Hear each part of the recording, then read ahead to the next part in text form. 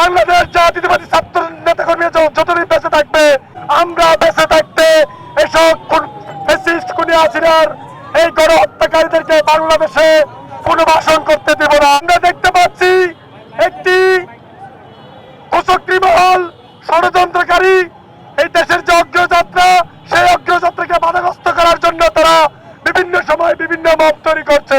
আপনারা জানেন, ক্ষমতায় আসার পর থেকে ফ্যাসিস্ট পলাতক খুনি হাসিনার বাহিনী সহ বাংলাদেশের একটি কুচক্রী মহল বর্তমান সরকারের কার্যক্রমকে বাধাগ্রস্ত করার জন্য বিভিন্ন ষড়যন্ত্রে লিপ্ত রয়েছে। তারা কোন ইস্যু না পেয়ে সরকারের কার্যক্রম যে অগ্রগতি, সেই অগ্রগতিকে বাধাগ্রস্ত করার জন্য বিভিন্ন সময় বিভিন্ন অপকর্ম লিপ্ত রয়েছে। মাঝে মাঝে তারা উকি ঝুঁকি মারছে। তারা ভারতে বসে ডিসেম্বরে নাকি বাংলাদেশে আসবে সেই হুঙ্কার দিচ্ছে।